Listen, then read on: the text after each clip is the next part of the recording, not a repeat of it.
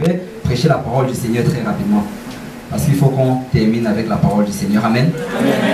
Amen. Donc si on peut tous se lever. Alléluia. Alléluia. Et on va lire dans le livre de Jean. Jean chapitre 8. Du verset 3 au verset 5. Je lis au nom de Jésus. Alors les scribes et les pharisiens amenèrent une femme surprise en adultère. Et la plaçant au milieu du peuple, ils dirent à Jésus, « Maître, cette femme a été surprise en flagrant délit d'adultère. Moïse, dans la loi, nous a ordonné de lapider de telles femmes. Toi donc, que dis-tu? Toi donc, que dis-tu » Le titre de mon message, c'est « Surprise en adultère ». Et on va prier tous ensemble pour que le Seigneur nous guide et qu'on puisse tirer ce qu'il a à nous donner hors de ce message. Prions tous ensemble. Seigneur Dieu Tout-Puissant, merci Père Céleste pour ce moment qu'on a passé dans ta présence. Seigneur, merci d'avoir mis en nous, Seigneur, l'esprit d'adoration. Nous t'avons loué, adoré, Seigneur, avec la joie dans notre cœur. Merci mon Dieu, mon roi, pour cet esprit de repentance qui est dans ce lieu, Papa. Merci pour ce témoignage, Seigneur. Merci d'avoir permis, Seigneur, à ce qu'on entende, Seigneur, la vie des gens que tu as changés, Seigneur. Tu as dit, Seigneur, que plusieurs viendront à toi à cause, Seigneur, de notre témoignage, Papa. Nous avons la foi, Seigneur, qu'à travers ces témoignages, Seigneur, ta parole a été prêchée. Et que les cœurs ont déjà été changés en ce lieu, mon Dieu, mon roi. Père Céleste, maintenant que nous entrons, Seigneur, dans ta parole, je te prie, Seigneur, de moindre, Seigneur, oins-moi afin que je donne des paroles qui viennent directement de toi, Seigneur. Que je ne retienne rien, que je n'ajoute rien, Seigneur. Mais, Seigneur, que ce soit dans ta volonté, Père Céleste. Point, Seigneur, chacun d'entre nous ici présents, afin qu'on reçoive cette parole, mon Dieu, mon roi. Et l'œuvre qui a déjà été commencée, Seigneur, par les témoignages, puisse être accomplie, Seigneur, et complétée, mon Dieu, mon roi, par la prédication de ta parole. Seigneur, que personne ne sorte d'ici comme il est rentré, mais qu'il sorte changé, mon Dieu, mon roi. Seigneur, qu'il y ait la fête au ciel en ce jour. Car tu as dit que, Seigneur, les anges du ciel se réjouissent, Seigneur, quand un pécheur se repent. Alors, Seigneur, que tout le monde se repent en ce lieu, mon Dieu, mon roi. Que tout le monde doit changer, Seigneur. Que tout le monde prenne la décision ferme, Seigneur, de te servir jusqu'à la fin de leur vie, Papa. Et que tout le monde reconnaisse qu'il n'y a rien pour eux dans le monde, Seigneur. Mais que toutes les bénédictions, toute la grâce et toute la miséricorde se trouvent dans la maison de l'Éternel. Seigneur, c'est avec action de grâce, Seigneur, que nous te remercions, Seigneur, en avant, Seigneur, pour ce que tu as fait, Seigneur, en ce moment. Au nom de Jésus. Si on peut battre nos mains à ça, Seigneur.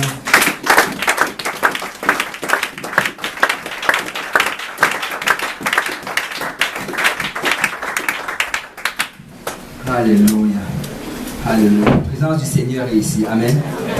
La présence du Seigneur est là. Le passage qu'on vient de lire, ça parle de l'histoire d'une femme. Une femme qui était surprise en adultère. Bon. Puisqu'on est dans une soirée d'évangélisation et de témoignage, permettez-moi d'un peu rentrer dans l'histoire de cette femme. Si cette femme était devant nous aujourd'hui, qu'est-ce qu'elle témoignerait? Bon, j'imagine en fait que, bon, on sait, la Bible nous dit que c'est une femme mariée. Parce que tu ne peux pas commettre l'adultère si tu n'es pas marié. Si tu n'es pas marié, c'est plutôt la fornication, c'est un autre péché. Mais les deux t'amènent au même endroit. Amen. C'était une femme qui était mariée et j'imagine que dans les premières années de son mariage, elle devait être heureuse, elle devait être très heureuse. Et elle devait être continuellement dans la joie. Elle devait être fière. En ce temps-là et en ce pays-là, on portait le nom du mari. Je sais qu'ici au Québec, il faut payer des millions là, pour porter le nom de ton mari. Mais en ce moment-là, il portait le nom de l'homme. Elle était fière de porter le nom de son mari. Et quand elle entendait son nom, il y avait une allégresse qui l'envahissait. Et elle était vraiment émerveillée par la parole qu'il disait. Les mots qu'il disait l'impressionnaient. Et c'est pour ça qu'elle l'aimait. Et elle aimait beaucoup écrire, je ne sais pas, peut-être qu'elle aimait lui chanter.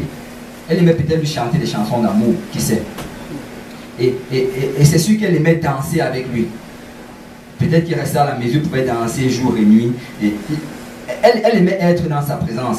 Et je pense qu'elle aurait tout fait pour lui. Elle aurait pratiquement tout fait pour lui. s'il lui demandait n'importe quoi, elle l'aurait fait.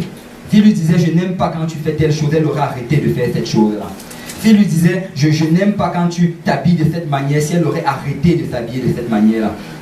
S'il lui disait, je n'aime pas quand tu marches avec ce genre de personnes, elle aurait arrêté de marcher avec ce genre de personnes. S'il lui disait, je n'aime pas tes fréquentations, elle aurait arrêté cela. Pourquoi? Parce qu'elle aimait son mari. Elle aimait son mari. Et ça, c'est vraiment ce qu'on appelle les premiers amours. Les premiers amours. Dans le livre de Genèse, d'Apocalypse chapitre 2, le Seigneur, quand il reprime l'église d'Éphèse, la réprimande qu'il lui fait, c'est dans Apocalypse chapitre 2, verset 4. La réprimande qu'il lui fait, c'est: mais ce que j'ai contre toi, c'est que tu as abandonné ton premier amour. Un jour, tu étais en feu pour moi. Un jour, tu étais prêt à tout pour moi. Quand je t'ai demandé d'arrêter de faire quoi que ce soit, tu as arrêté de faire cette chose-là. Quand tu lisais dans la parole de Dieu que l'Éternel demande de ne pas faire telle chose, tu as arrêté de faire cette chose-là. Tu aimais la présence de l'Éternel et tu passais beaucoup de temps avec lui. Mais un moment, tu as abandonné ton premier amour. Et à cause de cela, cette église a été reprise par le Seigneur. Et nous, on doit être une église qui ne doit pas abandonner notre premier amour. Amen. On doit garder la flamme. On a une flamme actuellement et on doit la conserver. Comment la conserver? En passant plus de temps avec le Seigneur. Plus tu passes le temps avec lui, plus cette flamme-là s'agrandit. Parce que plus tu passes le temps avec lui, il y a de nouvelles choses que tu découvres sur lui. Et tu l'aimes davantage et tu l'aimes davantage. Amen. Amen. Et il serait vraiment malheureux. Il serait vraiment malheureux que après avoir servi le Seigneur pendant beaucoup d'années, on abandonne le Seigneur, peut-être même la veille de son retour. Il serait malheureux qu'un jour tu décides que là, ça en est assez, c'est trop lourd pour moi, j'en ai marre des tribulations et de toutes les attaques de l'ennemi, je vais prendre du repos.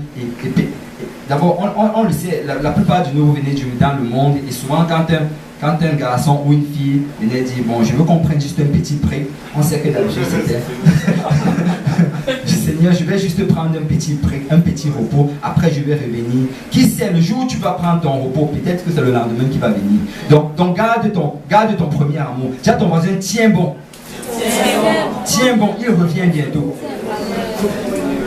Mais cette femme, en fait, a abandonné son premier amour. Et les choses qui l'excitaient dans le passé ne l'excitaient plus. Les paroles qui sortaient de sa bouche ne l'impressionnaient plus. Elle disait qu'elle avait déjà tout entendu. Tu ne peux plus m'impressionner. Tout ce que tu dis, je le sais, je l'ai entendu. Je l'ai même fait dans le passé. Et elle n'obéissait plus à ce qu'il lui disait. Elle se révoltait à chacune des paroles qui sortaient de la bouche de son mari. Et elle ne se souciait même plus de comment il la trouvait.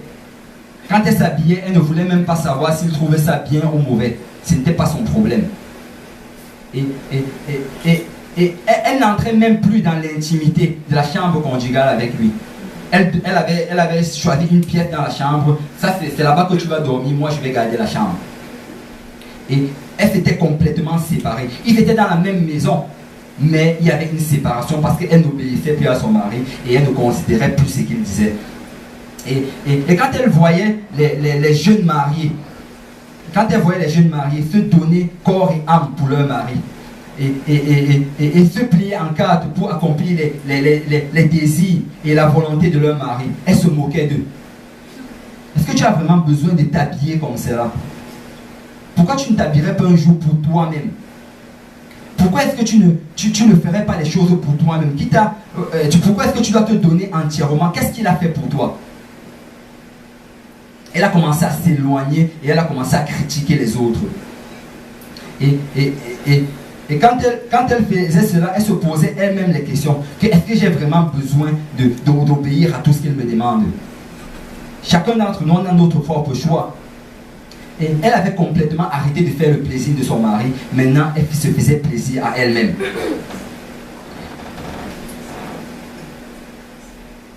Et en ce moment-là, elle a commencé à se rapprocher des personnes, de ces personnes-là que son mari lui avait dit dans le passé de ne pas se rapprocher.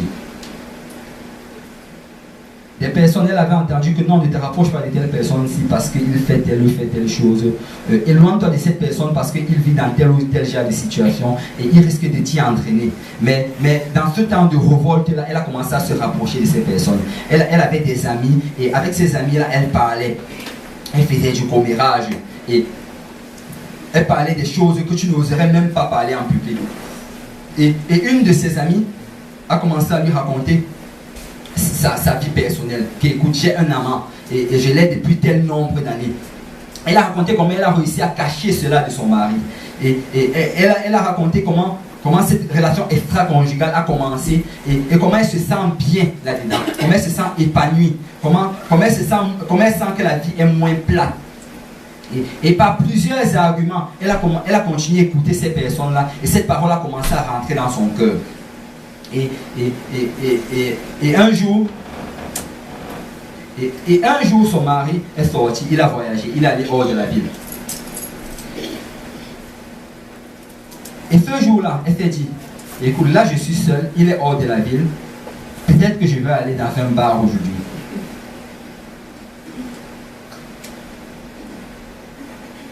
Ses parents lui avaient dit qu'aller dans des lieux pareils, ce n'était pas bien. Son mari lui avait dit que d'aller dans des lieux pareils, ce n'était pas bien. Mais ce jour-là, elle avait décidé d'y aller. Pourquoi? Parce qu'elle avait déjà reçu tellement de mauvais rapports, tellement de critiques venant des autres et tellement de paroles qui étaient contre la volonté de son mari. Et elle se disait que juste cette fois-ci, ce n'est qu'une seule fois. Ça, c'est ma seule opportunité. Je sors jusqu'aujourd'hui, incognito, ni vu ni connu. D'abord, mes amis, mon amie, elle a un amant depuis des années, personne ne le sait. Moi, je vais juste le faire une seule fois. Une seule fois. Et je vais revenir et tout sera fini. Je vais juste goûter cela. Ils ont dit que c'est bien, moi je ne l'ai jamais goûté. Je vais aller voir à quoi ça ressemble et ensuite je vais revenir comme si de rien n'était. On a lu dans la parole de Dieu tout à l'heure que devant le trône de Dieu, il y a des êtres vivants qui ont des yeux partout, en dedans et en dehors. Sache mon frère et ma soeur que quel que soit ce que tu fais dans le secret, le Seigneur va toujours le savoir, il va le révéler en public. Quel que soit ce que tu fais, le Seigneur va toujours le savoir. Et elle s'est dit que personne n'allait savoir cela. Alors ce jour-là, elle s'est habillée. Elle a porté cet habit qui était caché loin dans son armoire. Cet habit que son mari n'aimait pas qu'elle porte. Cet habit que son mari avait demandé qu'elle jette. Et elle s'est maquillée et elle a mis des bijoux sur elle. Et ensuite, elle est partie. Elle est partie. Et en partant, elle se disait, je vais juste m'amuser ce soir. Je vais m'amuser, je vais avoir le fun. Après, je vais rentrer. Je suis une femme mariée, je vais rentrer seule. Seule. Et quand elle est arrivée, elle a commencé à voir les gens. Elle a vu les gens tout autour d'elle. Elle a vu, elle était attirée par tout cela. Et elle s'est dit, bon, moi, je ne peux pas me mélanger avec ces gens-là. Il faut que je finisse vite ce que j'ai fait et je rentre. Elle a demandé qu'elle voulait un verre d'alcool. Et elle se disait que, je sais, je connais la quantité d'alcool qui va me rendre ivre. Mes parents m'ont dit de ne pas boire. Mais moi, je pense qu'ils me disaient de ne pas boire parce que ça va me rendre ivre. Mais moi, je sais ce qui va me rendre ivre. Elle se disait, 4 verres d'alcool vont me rendre ivre. Je vais juste boire un verre d'alcool. Mais comme le pasteur le dit souvent, si ça prend 4 verres d'alcool pour te rendre ivre, quand tu en bois un, tu es un cas ivre.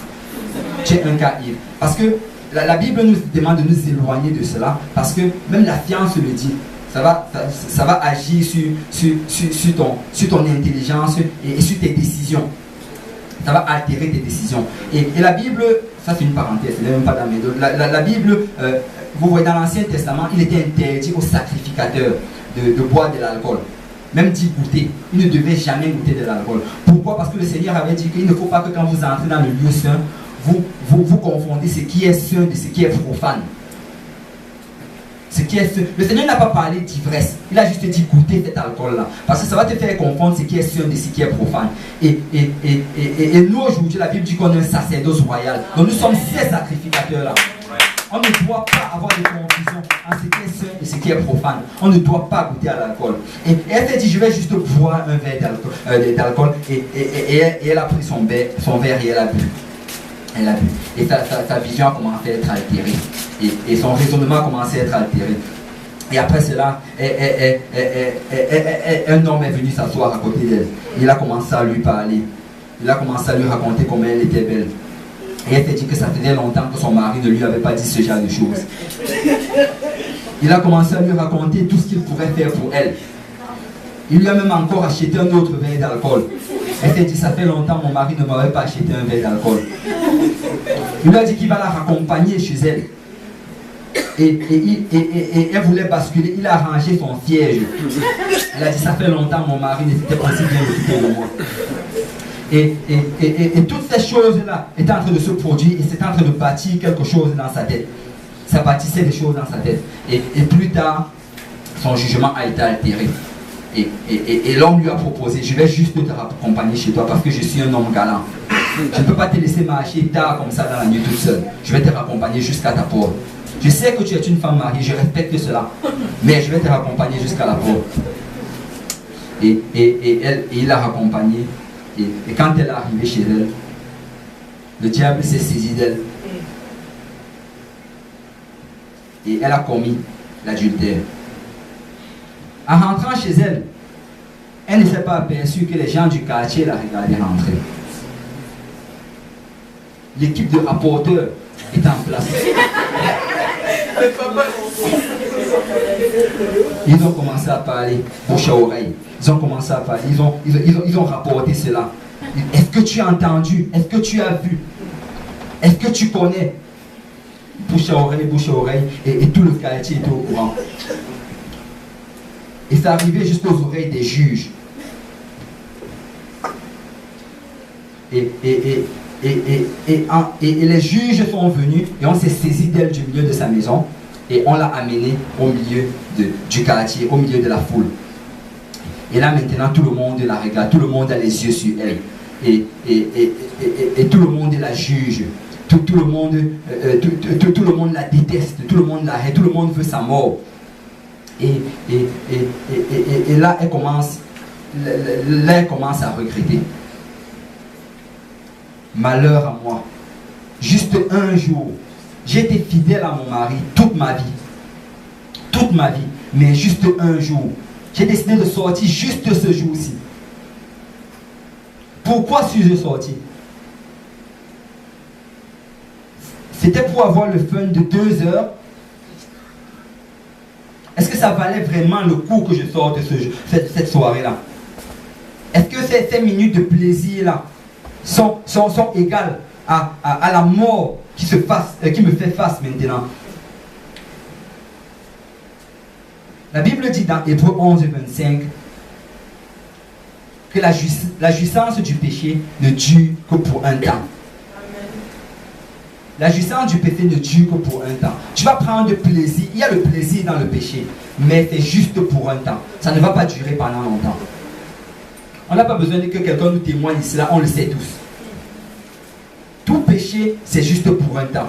Mais la conséquence de ce péché-là, dans Romains 6, 23, la Bible dit que le salaire du péché, c'est la mort. La conséquence du moindre péché, c'est la mort. Vous voyez, dans notre culture actuellement, on a tendance à penser qu'il y a certaines gravités de péché. Je te dis qu'aussi longtemps que je ne prends pas une banque, ou bien que je n'agresse pas quelqu'un dans la rue, je suis une personne correcte. Et on a suivi l'autre jour un bon documentaire là-dessus où un monsieur interrogeait les gens, il lui demande, mais la plupart de vous l'avez suivi, on leur demande, est-ce que tu penses que tu es une personne correcte? La personne dit que bien sûr. On dit, ok, si on lui demande que si je volais, si j'étais quelqu'un qui volait d'une manière répétitive, comment est-ce que tu m'appellerais? La personne dit un voleur. Si j'étais quelqu'un qui mentait d'une manière répétitive, comment tu m'appellerais? La personne dit un menteur. On lui demande maintenant, est-ce que tu as déjà volé? Oui, plusieurs fois. Est-ce que tu as déjà menti? Oui, plusieurs fois. Alors qu'est-ce que tu es? Un voleur et un menteur. Ouais. Donc, nous, notre conception, en fait, on a tendance à se justifier et à se dire que tant qu'on n'a pas atteint un certain niveau de péché, on est encore correct devant les yeux de Dieu. Mais sache, mon frère et ma soeur, que le moindre péché ne va pas t'amener au ciel. Le moindre péché va t'empêcher d'arriver dans la gloire du Seigneur. Dans Romains 3, 23, la Bible dit, car tous ont péché et sont privés de la gloire de Dieu. Tous ont péché et sont privés de la gloire de Dieu. Chacun d'entre si je pose une question maintenant, qui d'entre vous n'a jamais péché? Personne ne lève la main. Parce que vous reconnaissez. Ok, merci ma faillite. Sinon, j'allais te dire que je venais de pécher. Aucun d'entre nous n'a jamais péché. Nous avons tous péché. Et dans la Bible dit car tous ont péché et sont privés de la gloire de Dieu. En d'autres termes, cela signifie que nous tous, nous avons déjà péché et nous ne méritons pas d'aller au ciel. Aucun d'entre nous ici ne mérite d'aller au ciel. Chacun d'entre nous, on a une condamnation sur nous qui dit qu'on devrait aller en enfer. Mais la Bible dit aussi que c'est la volonté de Dieu que nul ne périsse, mais que tous parviennent à la repentance. Dieu ne veut pas envoyer ses enfants en enfer. La Bible dit que l'enfer a été créé pour le Satan et ses anges déchus. Dès le moment qu'ils ont désobéi à l'Éternel, l'Éternel a créé l'enfer pour eux. Mais toi, dès le moment que tu as désobéi à l'Éternel, l'Éternel a pourvu la repentance pour toi. Amen. Le Seigneur a pourvu la repentance pour toi. Et il ne veut pas que tu ailles au ciel. Il ne veut absolument pas. Il ne veut pas que tu ailles en enfer. Il ne veut absolument pas que tu ailles en enfer. Et c'est pour ça que, parce que tout le monde a péché, et qu'il a dit que le salaire du péché c'est la mort, il fallait que quelqu'un paye pour notre péché. Tu ne peux pas payer pour tes propres péchés. Pour payer pour tes propres péchés, il faut que tu meurs et que tu ailles en enfer. Mais si quelqu'un qui n'a jamais péché vient mourir pour toi, alors là tes péchés peuvent être effacés. Or, le Seigneur a regardé sur la face de la terre, il n'a trouvé aucun homme. La Bible dit, le Seigneur regarde sur la face de la terre, il ne trouve pas un juste, pas même un seul. Et puisqu'il n'avait aucun juste, et que le Seigneur ne voulait pas qu'on meure, il a décidé de venir lui-même payer le prix pour nous. Il a décidé de venir lui-même payer le prix pour nous. Alors, pour venir sur cette terre-ci, il fallait qu'il ait une chair. Galates 4:4, la Bible nous dit, mais lorsque les temps ont été accomplis, Dieu a envoyé son Fils, né d'une femme, né sous la loi. Au moment précis où il avait prévu que le pardon des péchés allait s'accomplir, il a envoyé son Fils. Il a engendré un corps. Il a engendré une chair.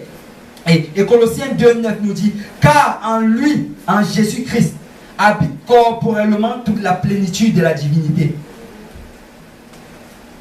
Le mot corporellement, la racine de ce mot c'est corps. Ça veut dire que dans le corps de Jésus-Christ, il y avait tout l'Esprit de Dieu. Qu'est-ce que Dieu a fait? Dieu a créé une chair et il a rempli cet esprit-là, cette chair de tout son esprit et il est venu sur cette terre. Écoute mon frère et ma soeur, ce n'est pas un demi-dieu qui est mort pour toi. Ce n'est pas un tiers de Dieu qui est mort pour toi, mais c'est Dieu tout-puissant, c'est le créateur du ciel et de la terre. Il fallait qu'il se fasse une chair et qu'il vienne mourir sur cette terre pour tes péchés. Étant esprit, il ne pouvait pas mourir. L'esprit ne meurt pas. L'esprit est éternel, mais il fallait qu'une chair meure. Et c'est pour ça qu'il s'est créé cette chair-là. Et il s'est revêtu de cette chair-là et il est venu sur cette terre. Vous voyez, les Trinitaires enseignent qu'il y a trois personnes en Dieu. Ils te disent qu'il y a le Père, le Fils et le Saint-Esprit. Ils te disent que c'est trois personnes qui sont en Dieu. Et si tu regardes souvent même si tu vas regarder des encyclopédies et des dictionnaires bibliques où on te montre des dessins du temps de la Renaissance où l'Église catholique demandait à ce qu'on fasse des dessins pour représenter les choses célestes. Et quand on te fait une représentation de la Trinité, on te met trois personnes assises autour d'une table. On te dit que ça, ce sont les trois personnes en Dieu. Écoute mon frère, ma soeur, la Bible dit que Dieu est esprit, que ceux qui l'adorent, l'adorent en esprit et en vérité. Le Père est esprit.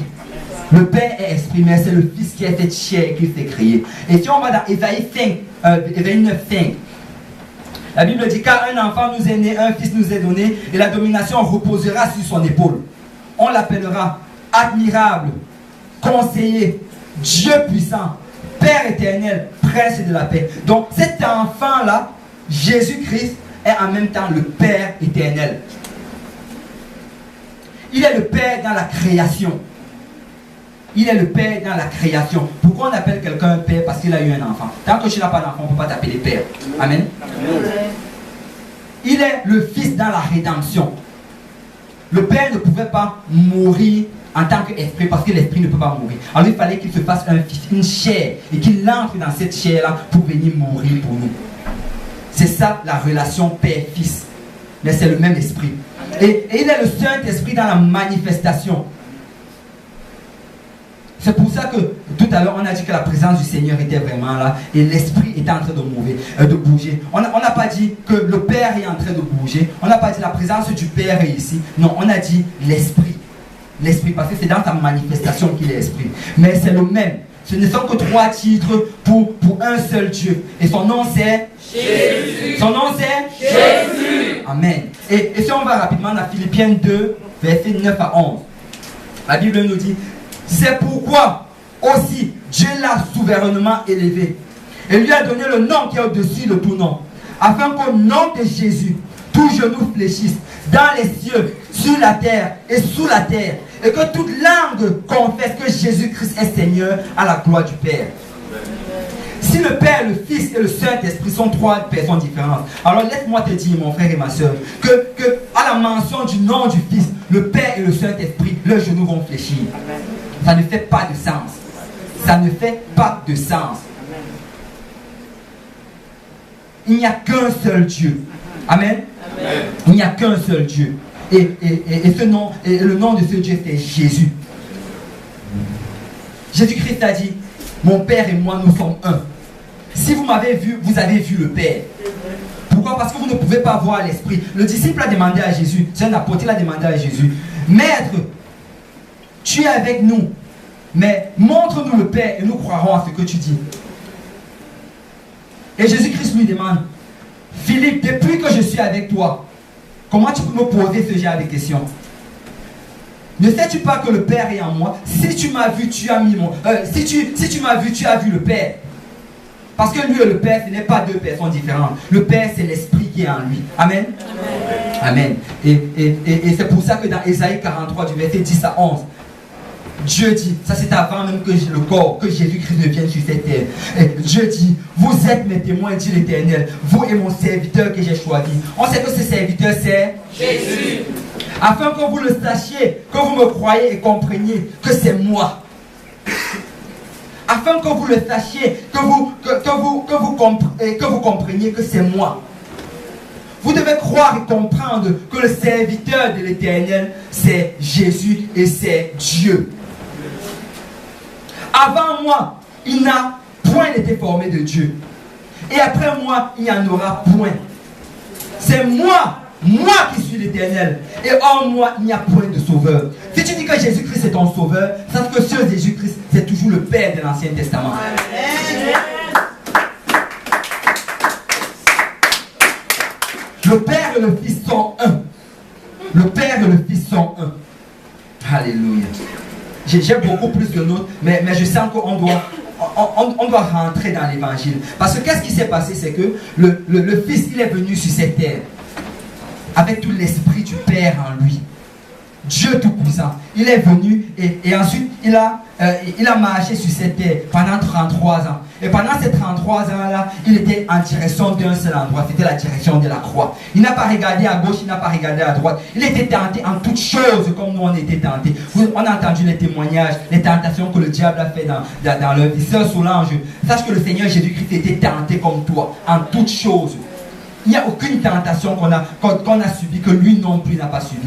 Et il a eu à avoir tout genre de tribulation. Tu crois que tu peux traverser une tribulation aujourd'hui, mais sache que le Seigneur a souffert de tout cela. Amen. Mais malgré tout cela, il n'a pas enlevé ses yeux du but. Il a continué à regarder vers la fin. Si je ne vais pas sur cette croix, toutes ces personnes vont se retrouver en enfer. Si je ne vais pas sur cette croix, je vais me retrouver dans la Nouvelle Jérusalem tout seul. Si je ne vais